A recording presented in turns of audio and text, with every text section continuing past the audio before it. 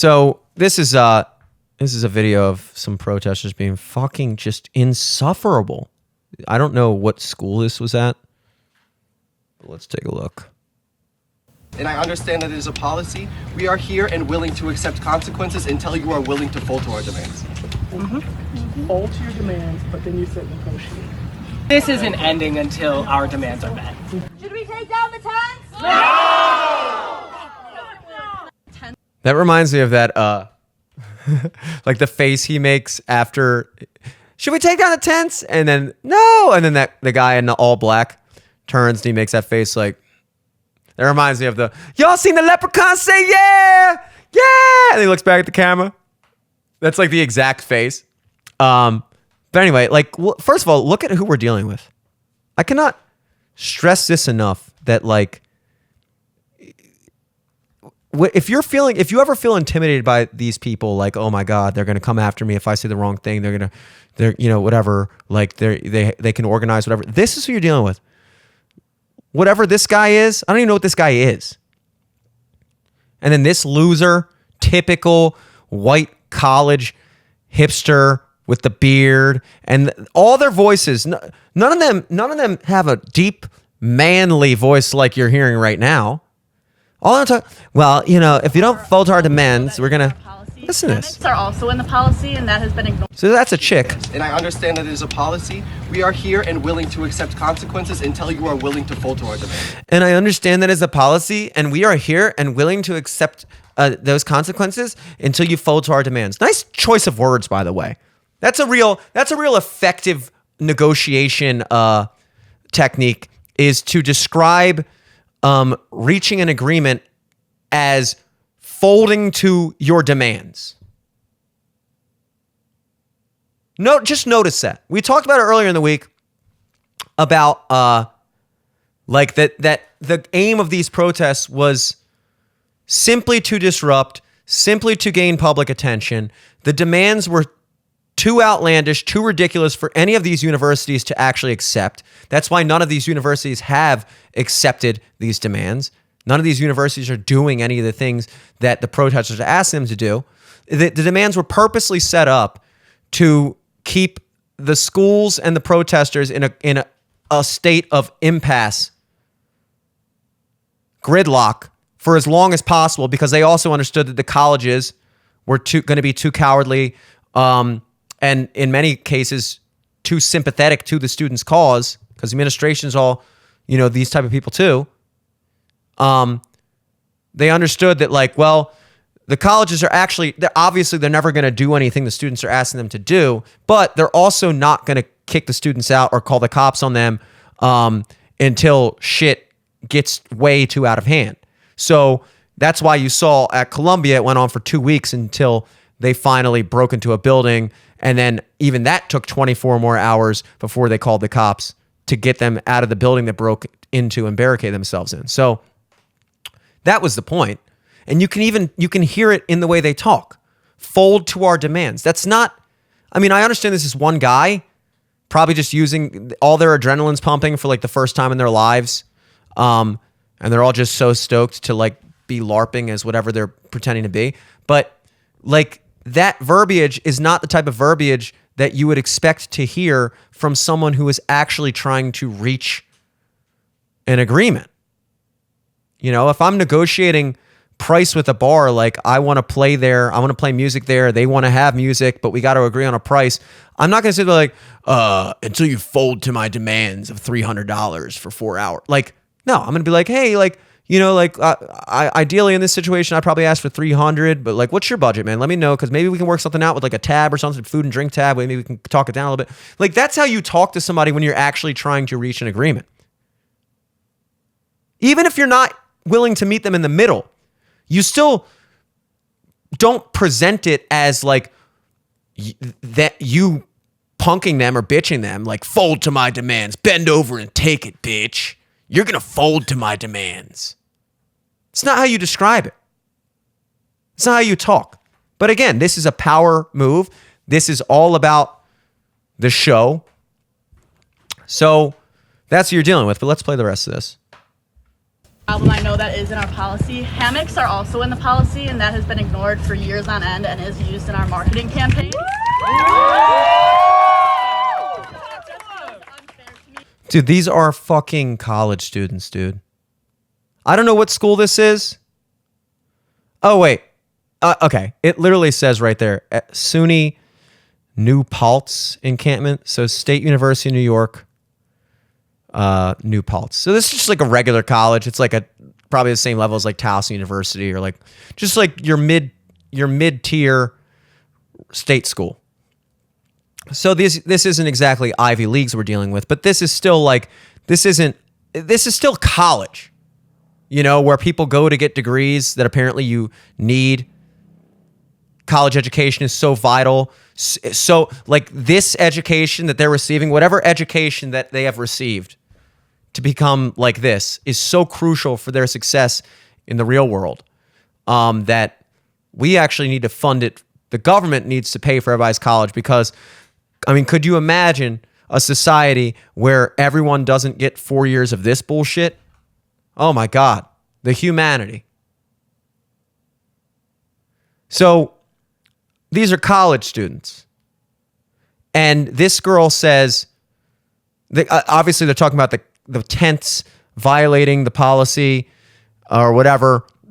And this girl says, actually, hammocks are also included in that. And there's like always hammocks on the campgrounds. And everybody applauds. Like she gets like a standing ovation for that. I'm sorry. How that's the level that you're dealing with here. She said that she really thought she did something. And then everyone else also thought she did something. As if they are incapable. No, here's the thing. They obviously understand that that is a bullshit comparison. They obviously understand that when it's a beautiful 90-degree day and people go out into the lawn or the quad in the middle of campus and set up hammocks and picnic blankets and hang out and whatever, people obviously understand that is a massively different thing than students setting up an encampment and camping out on the lawn until the university folds to their demands. People obviously understand the difference there.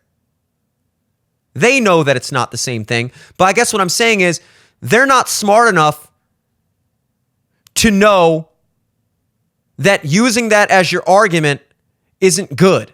They think it's like, yeah, we deep down, we know it's not the same thing, but like, I am getting him on a technicality. Like, hey, it's just true what I'm saying. So he can't really argue with that. Yeah, he can. You're too stupid to know that argument doesn't work in the real world or in the technicality aspect. It's not a loophole. Like, okay, so after that standing ovation for that just blistering retort. That we're using the policy now, but we haven't been using it to the hammocks for years on end. Okay, and the hammocks don't stay up permanently either, right? When it's nice out, hammocks are out pretty much 24/7. And I see our marketing and social media team. Listen to actually when it's nice out, the hammocks, like people like sit out there for quite some time. The fact that she's saying these things and everyone is seeing this is like an owning.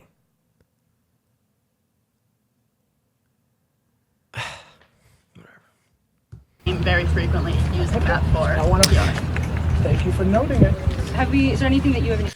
And just listen to that tone. Listen to that tone. This kind of like talking down to your administrator. You're the student. You're talking down to this guy who's like being way too nice.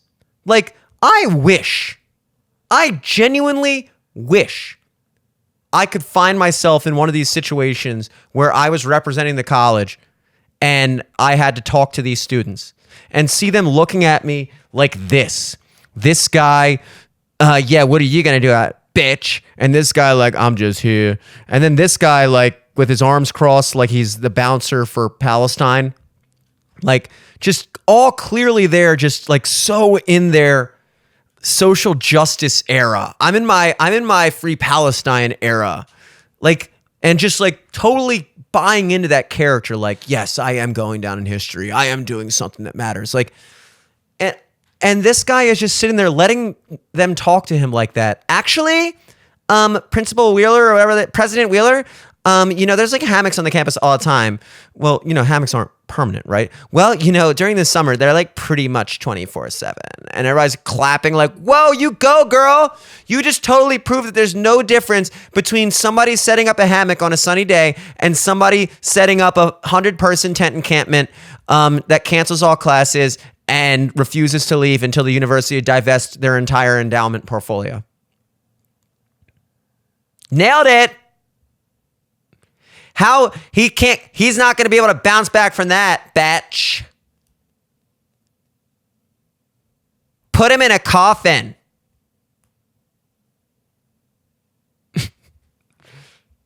Is there anything that you have any questions about? Have we been unclear about our demands? I also understand that. Oh my God. Listen to that. There is nothing I can't stand more than that catty, phony, okay, thank you, okay, bye. Like you get in a fight, you're like, okay, thanks. Okay. Like I hate that. Because it's almost like it's embracing the fakeness. Like you're being obviously fake on purpose, which is like not a good quality. It's not a good quality to have in the first place, which is to be fake. So when people do that, they're like, okay, yeah, have a nice day. Bye. Thank you. It's like, you're like, that's not the flex you think it is. You're basically saying that you are fake. Because if you weren't fake, you wouldn't be pretending to say, have a nice day. Thank you. Even if it was meant clearly to be not nice. It was clearly meant to be antagonistic and facetious, but even that you're playing around in that character, it's just unbecoming. And I hate that. That's my least favorite thing that people do. One of them. I have a billion least favorite things, as you probably learned at this point. But that is certainly one of them. Absolutely one of them. And that... So do you have any questions, or have we been unclear about our demands, or like, is there anything we can clear up for you? Okay, just making sure. Okay, let us know then. Okay, thanks. Bye. Fuck you. Have I been unclear about my demands?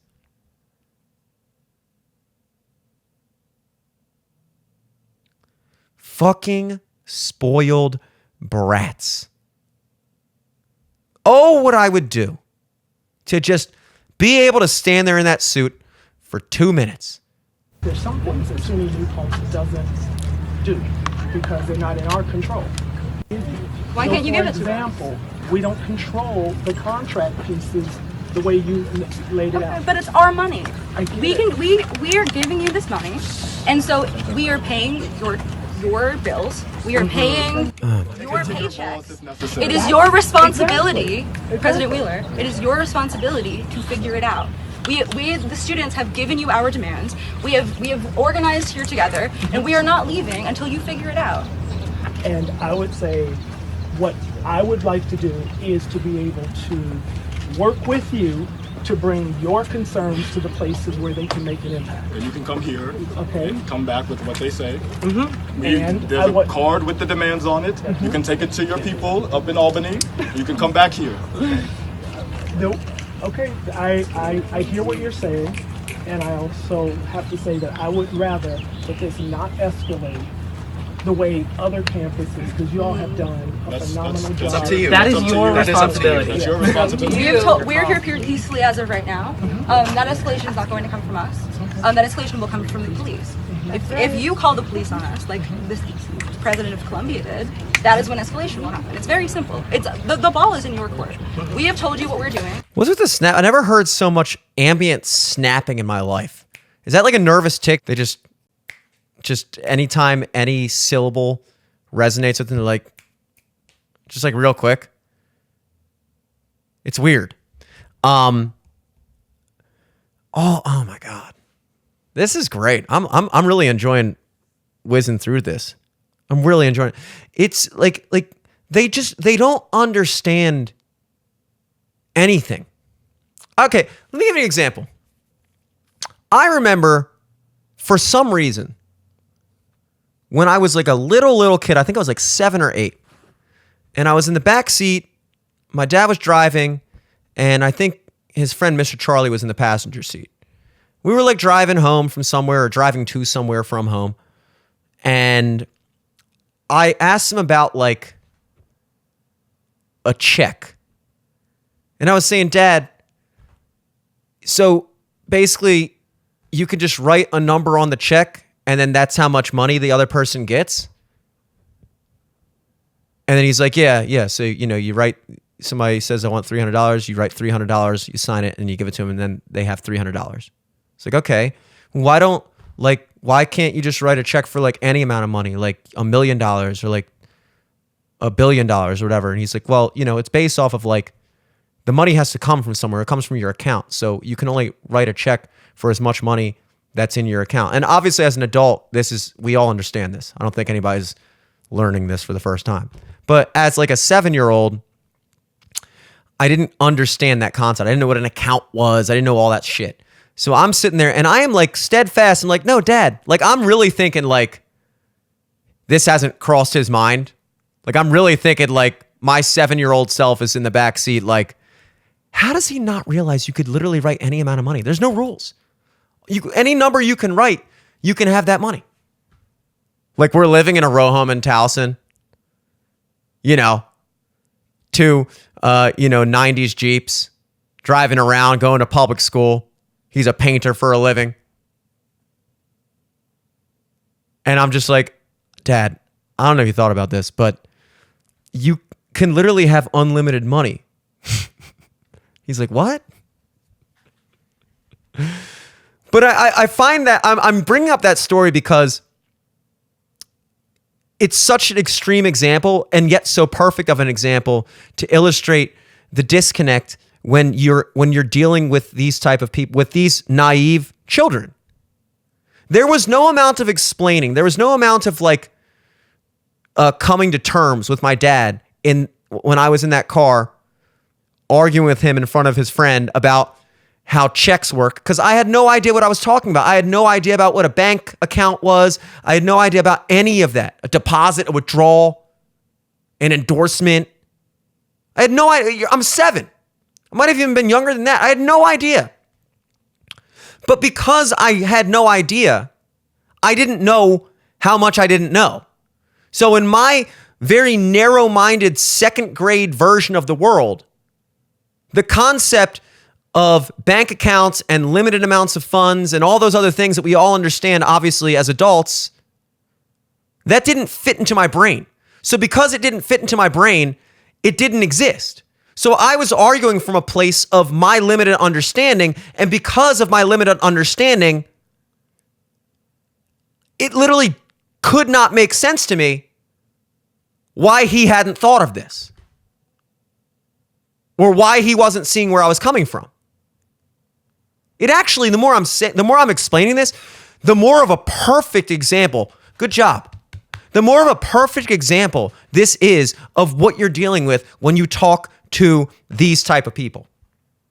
I always said that the reason why a lot of these people think that people on the right or even centrist, normal people that aren't completely off their rocker in the radical left direction, the reason why those social justice warriors, whatever, do people still say SJW? Probably not. I might bring it back though. That wasn't bad. The reason why they think everyone that's not on their side is a bad person is because to them, the world actually is this black and white, this cut and dry. They legitimately do think that, well, if you're not for, unlimited abortion or whatever, you just hate women. Because if you didn't hate women, then you'd be for abortion. And so in their mind, it's actually very understandable why you're a bad person. Because if that was actually the argument, just a question of whether or not you like women, then yeah, if your answer was no, then they'd be like, this guy's a sexist pig. It's a very simple question. Do you like women or do you not like women? I just don't know if abortion. So you don't like women. I'm not sure when a life begins. I feel like there should be a limit on it. I get it. You just don't support a woman's right to choose. What are you talking about? But that's how they see it. They don't understand the argument well enough to even understand what the fuck you're talking about. So when their black and white view of it, so you think we should have a border wall in this country? So you just don't like immigrants? You just don't like Latino people? No, it's not that I don't like Latino people or immigrants. Like my grandparents are immigrants. I just feel like we should have some type of system of like vetting. So basically what you're saying is you think that you just don't want Latino people coming in the country and taking your jobs or whatever, right? No, I mean I think we should be importing people from all across the world and importing the best that the world has to offer. Okay, I get it. So you're just a xenophobic, racist piece of shit. You just don't like immigrants. You don't like That's what they see. Oh, so you don't believe in climate change? Well, no, I think that there's a lot of questionable data about it. I think that it has been exaggerated. And I certainly am not convinced that we should be using whatever projection models they're using to justify these gigantic economic manufacturing reform things that could plummet nations' economies and destroy industries. So you just don't care about the future of the planet. Ice caps are melting and sea levels are rising and you just literally don't care about the planet. No, I do care about the planet. I feel like there's there's a lot of things that go into play. Okay, so you're a climate denier. I could do this all day. Vaccine. Well, I did notice like all my friends got COVID and still got sick. I guess maybe you could make the argument that they would have been more sick, but I don't know how we would necessarily know that anecdotally. So you're a vaccine denier. You don't trust the vaccine. Oh, I get it. You don't trust the vaccine. Let me guess. You didn't get vaccinated. Well, actually, no, I didn't. But not because I'm like against vaccines. Like I have like all the other ones. I have like the polio, the measles, smallpox, like every vaccine that you get. Like my parents aren't anti-vax. Yeah, but so you just don't trust. You just don't trust scientists. Like more than a scientist, right? Like that. I'm going to stop now. That was 4 examples. I don't want to give you what they call example exhaustion, but just to make sure I've hammered the point home as well as it needs to be hammered. That is actually what we're up against. The same way that I was sitting in the back of that car as a 7-year-old kid, arguing with my dad about a check. And in my mind, I could not comprehend. I had no concept of what I didn't understand. So in my limited 2nd grade understanding of this topic, I could not understand why my dad was so stupid. How does he not get this? I'm 7 years old and I got it. How does he not get it? And then now I can look back and be like, oh my God. That's like one of the silliest moments of my life and probably why I still have that memory. Because it's not like I remember every single thing about being 7. But it stuck out to me as like a moment of note.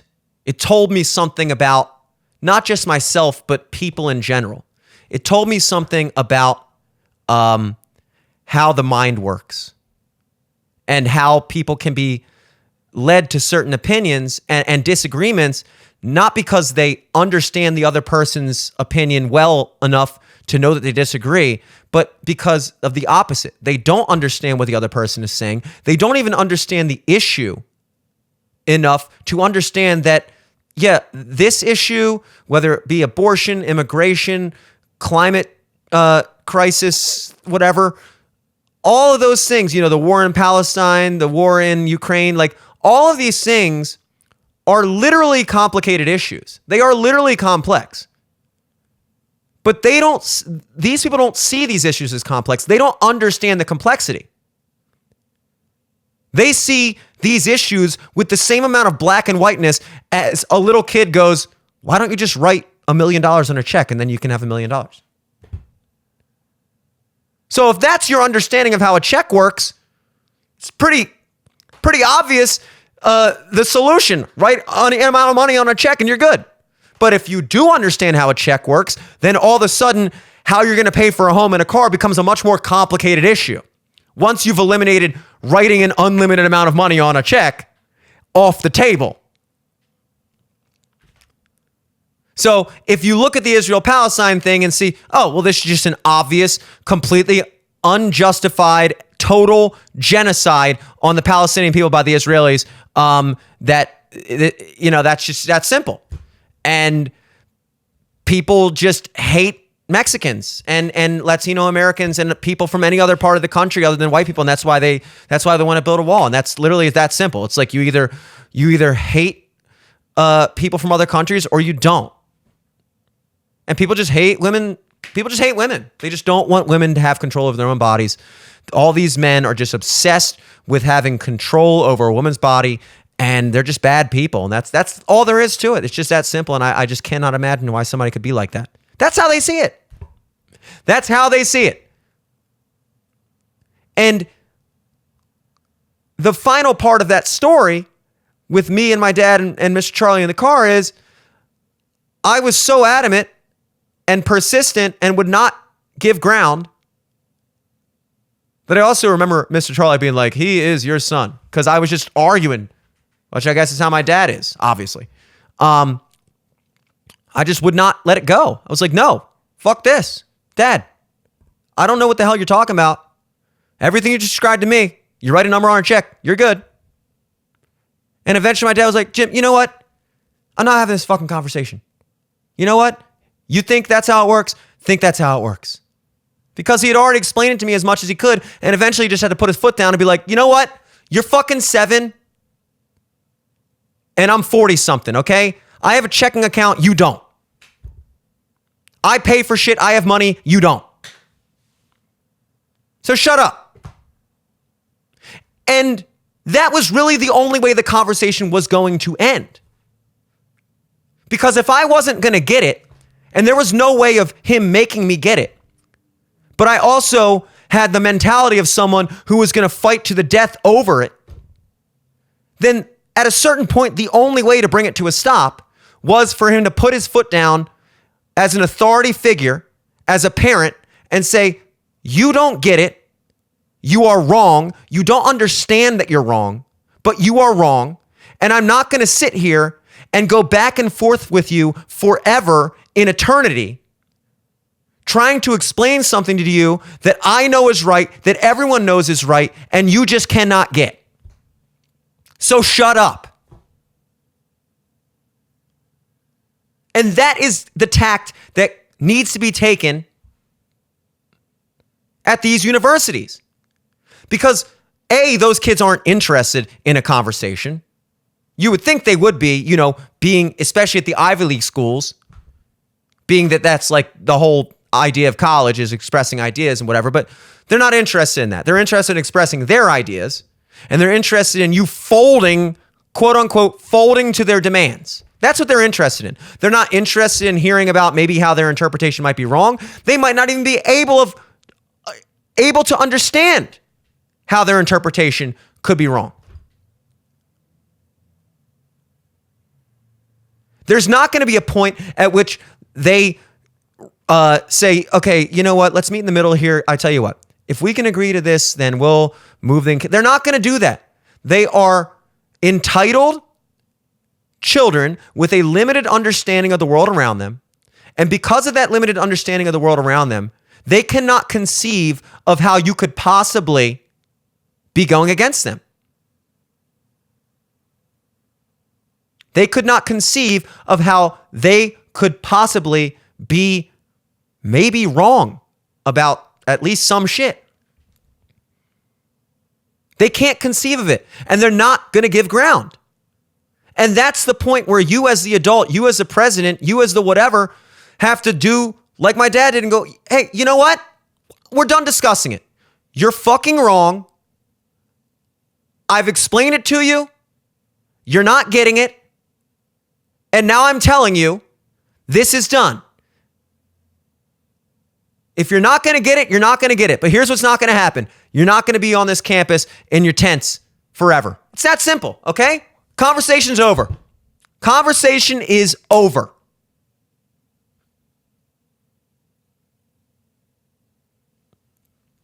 It's the only solution. Because, that back and forth just tells you everything you need to know about where they're coming from.